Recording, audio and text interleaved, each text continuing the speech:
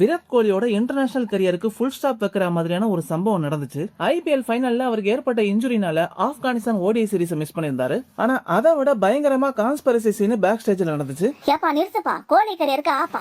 சீக்கிரமா விஷயத்தை சொல்லு, நான் சட்டசபையை லைவ் பார்க்க போறேன். ஊட்டி ப்ரோ, ஜூலை 14ஆம் தேதி ஸ்டார்ட் ஆக போற இங்கிலாந்து இந்தியா ஓடிஐ சீரிஸ்ல கோலி விளையாடுவாரா இல்லையான்னு எல்லாருக்குமே ஒரு டவுட் இருந்துச்சு. ஏற்கனவே ஆப்கானிஸ்தான் ஓடிஐ சீரிஸ்ல அவர் விளையாடாததுனால மக்கள் எல்லாம் கொஞ்சம் வருத்தத்துல தான் இருக்காங்க. ஆமா ப்ரோ, நம்ம T20 இல்ல டெஸ்ட்லயும் இல்ல, இருக்கிறது ஒன் டே தான். அதுல விளையாடலாம் எப்படி? சோ பிசிசிஐ இப்போ கோலியாவே இருந்தாலும் ஃபிட்னஸ் சர்டிபிகேட் ரொம்பவே முக்கியம்னு சொல்லிருக்காங்க. அப்படி கொடுக்கலனா இங்கிலாந்து சீரிஸ்க்கு ஃபிளைட் டிக்கெட் கிடைக்காதுன்னு சொல்லிருக்காங்க. சரி, கோலி டெஸ்ட் எடுத்துற வேண்டியதானே? கோலி சும்மா இருப்பாரா? பிசிசிஐ வச்ச அந்த ஃபிட்னஸ் டெஸ்ட்ல கோலி பாஸ் ஆயிட்டாரு. போர்டு இப்போ கிரீன் சிக்னலும் கொடுத்துட்டாங்க. சோ இங்கிலாந்து சீரிஸ்ல அவர் கண்டிப்பா விளையாடுவாருன்னு சொல்றாங்க. 2027ல நடக்க போற 50 ஓவர் வேர்ல்ட் கப்க்கு முன்னாடி இருக்கிற ஒரு ஓடிஐ மேட்சஸுமே ரோஹித் சர்மாக்கும் விராட் கோலிக்கும் ரொம்பவே முக்கியம். அவங்க அதை மிஸ் பண்ணாம ஆடி ஃபிட்னஸ் ப்ரூவ் பண்ணா மட்டும்தான் வேர்ல்ட் கப் ஸ்குவாட்ல அவங்க ரெண்டு பேருக்குமே இடம் கிடைக்கும். சோ கோலி இன்ஜுரி ஆகாம தொடர்ந்து விளையாடணும். அப்படி ஆடினா மட்டும்தான் அவரோட கரியருக்கு வந்து ஆபத்து இருக்காது. அப்ப இங்கிலாந்து போலர்ஸ் கோலி பதம் பார்க்க போறாருன்னு சொல்லுங்க பிக் ப்ரோ.